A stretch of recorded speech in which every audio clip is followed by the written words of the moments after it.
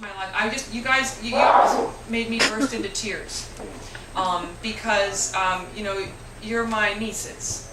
I feel so much like Aunt Laurie to this generation of children, and you're so strong and bright and vulnerable and precious to me, and it just has my spirit soars when I see the energy that you guys bring to today's literature, because we'll give a little bit, but you guys bring so much to it, and then you take it to the next place. And I have about 30 more years of writing, but at some point I'm going to pull up my rocking chair, and I'm going to do so with great happiness, because then you're going to give me your books, and that's going to be a beautiful thing. So how about if I tell a little bit about Speak, and then I'll transition that to Winter Girls, and then I'll take as many questions as I can. I'll try to talk real fast. Good thing I'm from New York City. Come with me now. Speak was I wasn't going to write a novel. I wasn't going to write a teenage novel. I had a miserable time as a teenager. I hated high school. I hated middle school. Most of that had to do with the fact that my family was a mess. I had a great childhood, loving parents, all those sorts of lovely things that every child deserves. But my dad was a veteran of World War II. When he was 18 years old, he was with the troops that opened up Dachau. And those demons still haunt him. He's 82 now. And he was a hard-drinking man when I was young. Just as I was getting into middle school, he became a raging alcoholic. And that burden just almost crushed our family. If any of you guys have family members with substance abuse, my heart is with you, because I don't know anything harder. And so life got crazy. I was in different schools in 6th, 7th, 8th, 9th grade. Daddy lost his job. They would turn off the electricity. They would turn off the phone. And it's funny, because when you're in the middle of that, it doesn't seem, you're sad, and you compartmentalize. You try not to think about these things. You don't realize how crazy it is. But then when you get older and you look back and you go, oh my God, what were they thinking? That was nuts. But at the time, I was just that kid kind of getting on and doing my daily thing. We moved to a wealthy community because my mother was insane. Just before 9th grade started, we had no money. So I lived in that one ratty trailer and apartment complex. I started school as the poor kid, and I started school as the really freaked out, depressed kid, because I was sexually assaulted a few weeks before 9th grade started. And because my family was already in chaos and my dad was gone off the deep end, I didn't tell anybody, because I was afraid that if I told, everything would blow up. That was a mistake on my part. I really wish that I had the courage to speak up, but I didn't. So that first year was awful. Kind of what saved me in high school was some really loving coaches who saw that I'm a big, strong country girl and bullied me onto sports teams. God bless them for that.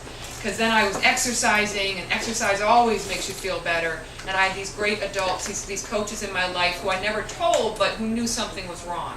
So they just kept loving me and making me run faster. It was good. It was very, very good. So obviously, a lot of that goes into Speak. Speak is not my story. It's not memoir by any stretch of the imagination. About 90% of the details are different. But it's my emotional truth. It's the emotional truth of having something really bad happen to you and not know how to deal with it and not know how to talk about it. So you keep it inside where it festers and where it can begin to poison you unless you find the strength to speak up. But when I wrote that book, I never thought anybody would ever read it. I honestly never thought it would be published. It was rejected by the first publisher I sent it to, which was a really big mistake on their part. I laminated that rejection letter. I pull it out if I'm having a bad day. And the book came out and did tremendously well. It's completely changed my life. I'm so honored and graced by the reception of that book. And really, it's the feedback I've had from readers that has been the most inspiring to me, because, God bless the internet, children reach out and touch you all the time. And I get the emails and I get the letters. I have gotten thousands of emails and letters from sexual assault survivors, male and female, as well as thousands of kids who will write and say, that didn't happen to me, but...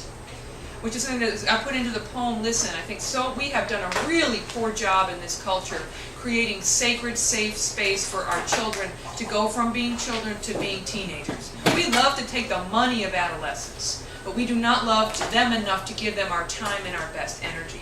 And that's why so many of our children are feeling broken. And when that's why so many kids do these things that freak grown-ups out, grown-ups love to stick the label, oh my God, she's cutting, she's getting high, she's doing this, she's doing that. Because they're looking at all this surface behavior that is disturbing and dangerous and horrifying and sometimes fatal. And the grown-ups understandably freak out about that surface behavior, but so many of them seem to forget that there's something underneath that. Happy children don't cut themselves. Happy children don't go driving off of cliffs. They don't get drunk and they don't get high. Even they might experiment a little bit tiny because they're dumb and they're kids. But the kids who get trapped in this brokenness and these behaviors that are so horrible, we have to look at why are they doing it? Where is that pain? Because there's always pain under the surface. That's what my readers have taught me. It was my readers who started to tell me 3 years ago that I needed to look at eating disorders.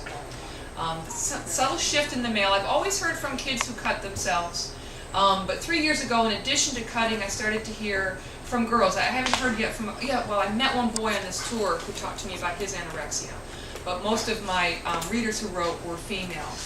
Girls who were in eating disorders, anorexia and bulimia. And honestly, this was a subject that I was very hesitant to approach. I've never been anorexic, but I'm like a million of my sisters in America who spent way too many years hating her body and in really unhealthy eating habits. And I think it's time for us to just, tell the advertisers to stick it where the sun don't shine.